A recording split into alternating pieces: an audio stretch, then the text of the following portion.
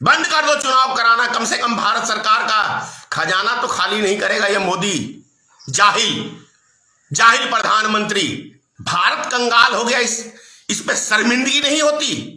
भारत सरकार का खजाना -24 पॉइंट पे चला गया, उस पे शर्म नहीं आता अमित शाह को और मोदी को?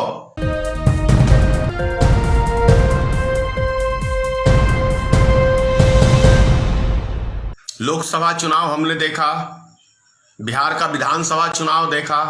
इन चुनावों के अंदर जो हमें देखने को मिला वो एक चीज कि भारत सरकार यानी मोदी जी की सरकार भारत का खजाना खाली कर दिया सिर्फ चुनाव प्रचार के लिए और वोट खरीदने के लिए। 500 रुपए पर वोटर। अगर आप समझे, आंकड़ा लगा लें कि 500 रुपए पर वोटर, तो ये पैसा कहां जाके टिकता है? एक भारत में इकलौता एक ऐसा प्रधानमंत्री बना है जो सिर्फ और सिर्फ चुनाव प्रचार के लिए जीता है,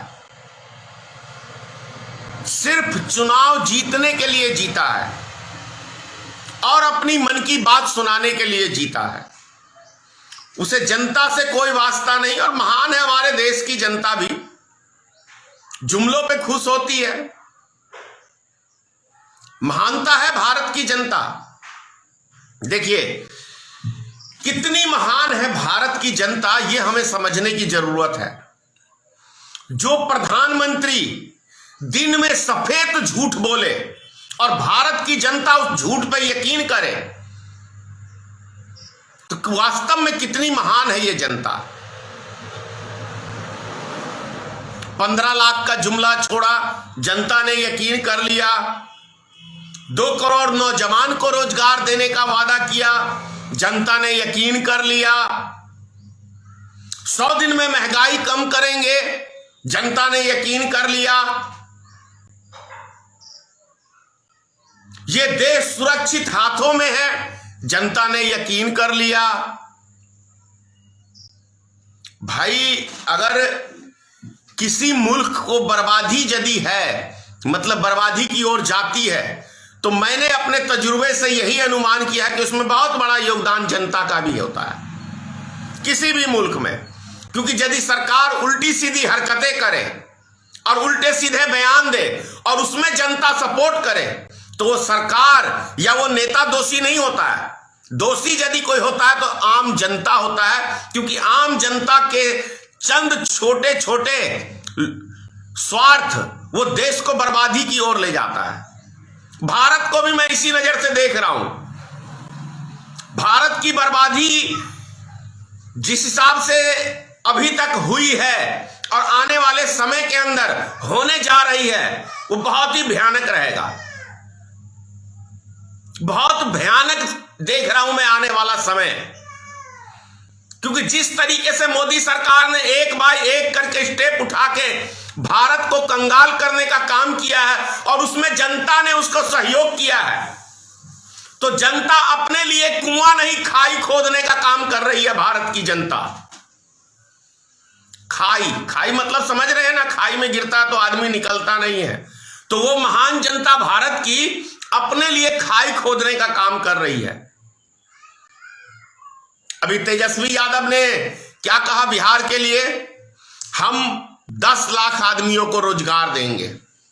तो एक कदम बढ़ के भारतीय जनता पार्टी ने क्या कहा कि हम 19 लाख बिहार के लोगों को रोजगार देंगे। क्यों भाई? 15 साल में कितना रोजगार दे दिया डबल इंजन की सरकार ने? ये जनता को सुझाई नहीं दे रहा है। 15 साल में कितना रोजगार दे दिया?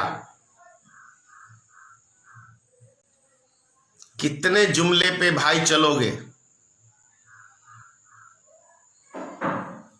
ऊपर से महान जनता की कथा सुना रहा हूं आपको। महान जनता,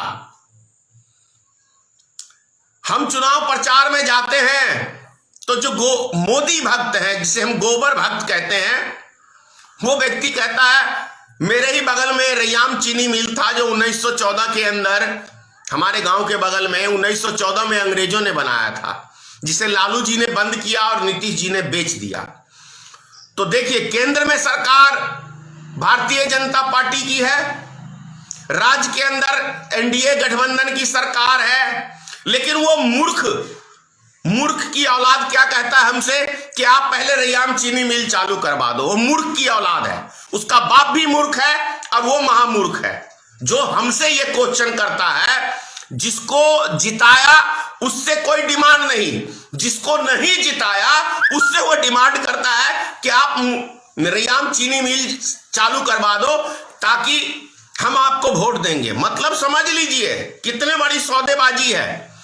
हाथ में जिसको सत्ता की चाबी दिया वो मूर्ख उससे नहीं बोल रहा है कि मैंने चाबी आपको दिया है सत्ता की, मैंने मत आपको दिया है, आप जीते हुए हैं, आपके पास पावर है, आप मिल चालू कराओ। तो वो मूर्ख की औलाद हमसे सवाल करता है कि आप मिल चालू कराओ, तो मैं इसलिए मूर्ख बोल रहा हूं उसको। कितना बड़ा वो मूर्ख है इससे आप अंदाजा लगा सकते हैं कि बिहार में कैसे कैसे मूर्ख पैदा होते हैं। और वो भी क्या कहूं अब मैं, वो मूर्ख कोई दूसरे नहीं है, वो भारतीय जनता पार्टी के सदस्य हैं। उनका दिन रात झंडा ढोने का काम करते हैं। वो अपने बाप से नहीं बोलते भारतीय जनता पार्टी से कि हमने तुमको वोट दिया, तुम जनता का काम करो। तो वो मूर्ख हमसे बोलता है। दूसरी चीज, आज के दौर में इंसान किस पे विश्वास करे? यदि आप कोई व्यक्ति हो, यदि कोई मंदिर में जाके कसम खाए कि मैं नेताजी आपके साथ हूं, तो विश्वास करोगे ही। मंदिर में इस विधानसभा चुनाव में 4 मंदिर पे ग्रामीणों ने कसम खाया कि मैं पिछली बार जो गलती हुई सो हुई, हम इस बार आपके साथ हैं। उसके बाद वैसे तो मेरा मानना है कि ईवीएम का खेल है। मैं 100% दावे से कहता हूं कि ईवीएम का खेल है। ईवीएम के अंदर 420 ही हुई है। नहीं तो जिस हिसाब से जनता ने हमें इस बारी एक ही सीट पे, वो भी निर्दलीय प्रत्याशी के रूप में, क्योंकि भारतीय मित्र पार्टी का कोई प्रत्याशी नहीं था। अब क्यों नहीं था तो आप लोग समझ लीजिए, मैं बताता हूं आपको। 243 सीटों पे भारतीय मित्र पार्टी की तैयारी थी चुनाव लड़ने की, लेकिन मोदी सरकार, मैं कहता हूं मोदी सरकार के इशारे पे निर्वाचन आयोग ने, जब हमने चुनाव चिन्ह को कहा कंटिन्यू करने के लिए, तो चुनाव आयोग ने हमसे लेटर भेजा हमारे पास, 15 ऑप्शन दिए एफिडेविट के साथ, जो एफिडेविट नहीं लगता लेकिन एफिडेविट मांगा कि आप हमें एफिडेविट के साथ दीजिए। हमने एफिडेविट बना के 15 चुनाव चिन्हों की चुनाव आयोग को भेजा। उसके बाद वो हमसे पूछते हैं कि आपका कौन कौन सा प्रदेश में संगठन बन गया है, आप इसकी जानकारी दीजिए। हमने उसकी भी जानकारी दे दी कि 14 प्रदेशों में हमारे प्रदेश अध्यक्ष वगैरह, जिला अध्यक्ष वगैरह बन चुके हैं पार्टी के। हमने उसको भी, उसके बाद चुनाव आयोग हमें फिर लेटर देता है कि आपके अध्यक्ष पद की टाइम पूरा हो गया है, तो आपने संगठन का चुनाव कराया तो उसकी जानकारी दीजिए अध्यक्ष पद का। हमने चुनाव कराया हुआ था, लेकिन हमने चुनाव आयोग को लेटर नहीं भेजा। लेटर हमने भेजा कि इस तारीख को हमने ये चुनाव कराया, चुनाव आयोग मानने को तैयार नहीं। अब बोल रहे हैं कि आप चुनाव कराइए अध्यक्ष पद का। तो बिहार चुनाव है विधानसभा का, उसमें अध्यक्ष पद का आदमी चुनाव कराएगा कि चुनाव लड़ेगा? चुनाव हम कराएंगे संगठन का, तब तक चुनाव खत्म हो जाएगा। तो इस कारणवश हमने चुनाव इस बार नहीं लड़ा। आपसे स्पष्ट बता रहा हूं, क्योंकि मैं फ्रॉडगिरी की राजनीति नहीं करता हूं, खुली किताब है। तो समझ लीजिए 20 से इंद्रजीत महतो को निर्दलीय प्रत्याशी बना के, भारतीय मित्र पार्टी का समर्थक प्रत्याशी बना के हमने उम्मीदवार बनाया। जनता ने जो प्यार हमें इस बार दिया, आप कल्पना नहीं कर सकते हैं कि 40 पंचायत में का हमने दौरा किया, एक एक गांव का दौरा किया, और चाहे हिंदू हो या मुसलमान हो, जो हमें प्रेम स्नेह जनता ने दिया, ये कतई हम मानने को तैयार नहीं है कि जनता ने हमें मत नहीं दिया। क्योंकि जहां भी जाते थे, पिछले लोकसभा चुनाव के अंदर जहां जाते थे, लोग मुंह फेरते थे, बात हमसे नहीं करते थे। लेकिन इस बारी हम जिस भी गांव में गए, जिस पंचायत में गए, जहां भी हमने नुक्कड़ सभा के माध्यम से जनता से रूबरू हुआ, वहां पे जनता ने हमें एक ही बात विश्वास दिलाया कि हम आपके साथ हैं। तो फिर हमारा वोट बैंक कैसे गायब हो सकता है, ये हम मानने को तैयार नहीं है। क्योंकि हमने अपनी आंखों से आपको बताया था कल कि देखा एक ट्रक भरा हुआ, पेटियों से भरा हुआ आके कॉलेज ले जाया गया, तो समझ में आता है। दूसरी बात, बिस्पी विधानसभा कभी भाजपा जीत नहीं सकती है, मैं दावे से कहता हूं, क्योंकि ये क्षेत्र के अंदर यादव बहुमूल क्षेत्र है, मुस्लिम बहुमूल क्षेत्र है। ये कभी भाजपा नहीं जीत सकती है यहां की सीट जो 420 के हिसाब से जीती है। अब बगल के ही गांव की बात कर रहा हूं, कम से कम 1000 मत मुझे मिला है उस ग्रामीणों के कहने के अनुसार, लेकिन वहां जानते हैं सिर्फ 99 मत है। यानी ईवीएम, एक ग्रामीण कह रहा कि हमने आपको मत दिया है, तो वोट हमारा कहां चला गया भाई। यानी भारतीय जनता पार्टी का मतलब है 420 पार्टी, 420 लोकतंत्र का गला घोटने वाला ये पार्टी है, लोकतंत्र का। इसको विश्वास नहीं है जनता पे, तभी तो नरेंद्र मोदी सिर्फ चुनाव प्रचार करते हैं और अमित शाह एमएलए खरीदने का काम करते हैं, एमएलए खरीदने का काम करते हैं। समझ लीजिए, किसको लोकतंत्र पे विश्वास है? इनको लोकतंत्र पे विश्वास है। पूरे बिहार विधानसभा चुनाव के अंदर एक भी जहां पे वोटिंग हुई है स्कूलों में, एक भी स्कूल के अंदर लाइट की व्यवस्था नहीं की गई थी। मैंने कल भी कहा था आपसे। तो क्या है ये? लोकतंत्र की हत्या है ना।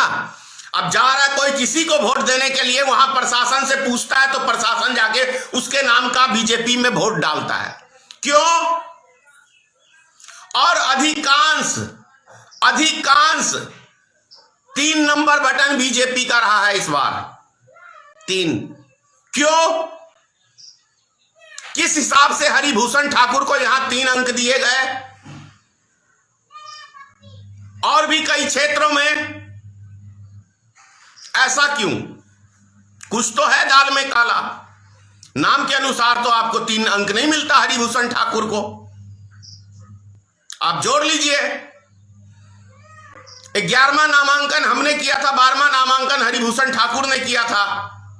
यादव जब वोट दिया ही नहीं हरिभूषण ठाकुर को, तो जीत कैसे सकता है? 70,000 पॉपुलेशन है यादव की, 97,000 है मुस्लिम की। 3 लाख की आबादी में इतना अगर निकल गया तो कौन से वोट से जीतेगा भाई? और मुस्लिम बुथ के ऊपर भाजपा को वोट मानेंगे आप? मुस्लिम बुथ के ऊपर भाजपा को वोट कभी आ ही नहीं सकता है। इक्का दुक्का का कहेंगे नहीं, कोई धोखे से गिरा दे 100 वोट, 150 वोट, यह मानने की बात नहीं है। तो कुल मिला के जो चुनाव में, बिहार के चुनाव में देखने को मिला, वो नरेंद्र मोदी का, आज अगर मैं मीडिया की बात करूं, निष्पक्ष है यदि मीडिया, तो एक बारी जनता की राय तो ले ले। अब तो चुनाव खत्म हो चुके हैं ना, आप जाके जनता की राय ले लें कि आपने किसको मत दिया, तो वो बताएगा। और आप दिखाने का हिम्मत है तो आप दिखाइए। 100 में 75% जनता कहेगा हमने महागठबंधन को मत दिया, 100 में 75% जनता। तो फिर बीजेपी कैसे आगे आ गई भाई? नहीं विश्वास है लोकतंत्र पे। और चुनाव आयोग कठपुतली क्यों बनी बैठी है? निर्वाचन आयोग कठपुतली का रोल अदा कर रही है अभी भारत के अंदर। चुनाव आयोग मोदी के इशारे पे काम होता है, अमित शाह के इशारे पे काम होता है। तभी तो नीतीश कुमार ने कहा था चुनाव से पहले, 4-5 महीना पहले, कि कितना भी जोर लगा लो, सरकार तो हम ही बनाएंगे जैसे भी बनाएं। इस भाषा में क्या छुपा हुआ है भाई? इस भाषा को आप किस नजरिए से देखते हैं कि कितना भी जोर लगा लो, सरकार तो हम ही बनाएंगे, जैसे बनाएं। तो जैसे बना लिया, कभी देखा 18 घंटे तक एक विधानसभा की काउंटिंग? तो ईवीएम की क्या जरूरी है? और जब अमेरिका जैसा देश बैलेट पेपर पे चुनाव कराता है, तो भारत के अंदर, ये तो मोदी जी खुद बोलते हैं कि अमेरिका पढ़ा लिखा देश, तो मोदी जी क्या कहना चाहते हो कि भारत मूर्खों का देश है?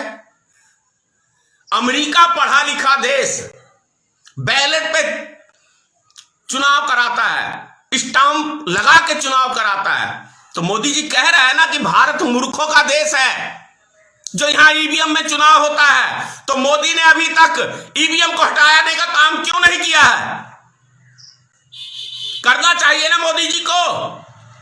ईवीएम तुरंत से तुरंत हटवाना चाहिए। और यदि हिंदुस्तान के एक एक दल ईवीएम का विरोध कर रहे हैं, तो यदि निर्वाचन आयोग नरेंद्र मोदी के इशारे पे काम कर रहा है, तो इसका मतलब निर्वाचन आयोग भारत सरकार के हाथों की कठपुतली है। उसे लोकतंत्र की हत्या करने में बहुत बड़ा योगदान निर्वाचन आयोग का है। जब बहुमत के हिसाब से यदि सब चीज चलती है देश के अंदर, तो फिर मेरा कहने का मतलब है कि निर्वाचन आयोग 99 पार्टी की क्यों नहीं सुनती, एक पार्टी की सिंगल क्यों सुन रही है? सिर्फ और सिर्फ भारतीय जनता पार्टी की क्यों सुन रही है निर्वाचन आयोग? यदि 99 में से 99 पार्टी कहता है कि हम बैलेट में चुनाव कराना चाहते हैं, तो निर्वाचन आयोग क्यों मोदी के इशारे पे काम करती है? क्यों जिद पे अड़ी हुई है निर्वाचन आयोग? यदि स्वतंत्र विभाग है तो सम्मान करना चाहिए, लोकतंत्र का सम्मान करना चाहिए, राजनीतिक दल का सम्मान करना चाहिए। निर्वाचन आयोग को मजाक बना के रख दिया है निर्वाचन आयोग ने इस देश को, और नरेंद्र मोदी की सरकार ने। मैं ये नहीं कहता कि जिसकी लाठी उसकी भैंस नहीं, सदियों से होता आया है, लेकिन इस तरीके से कभी नहीं हुआ जिस तरीके से अभी भारत के अंदर चुनाव हो रहे हैं। यदि लोकतंत्र पे और जनता पे नरेंद्र मोदी सरकार को विश्वास ही नहीं है, तो चुनाव कराना बंद कर दो। देश में बंद कर दो चुनाव कराना। कम से कम भारत सरकार का खजाना तो खाली नहीं करेगा ये मोदी, जाहिल प्रधानमंत्री, जिसको सिर्फ और सिर्फ चुनाव की पड़ी रहती है और चुनाव का जश्न मनाता है। भारत कंगाल हो गया, इस पे शर्मिंदगी नहीं होती। भारत सरकार का खजाना -24 पॉइंट पे चला गया, उस पर शर्म नहीं आता अमित शाह को और मोदी को। 90 रुपए प्याज बिक रहा है, 90 रुपए, 40-45 रुपए कभी भारत में आलू नहीं बिका। इस पे मंथन नहीं होती है। इस पे मंथन करोगे तो शर्म से डूब मरोगे, चिल्लू भर पानी। सभी अहम खबरों के लिए न्यूज़ MX को सब्सक्राइब करें,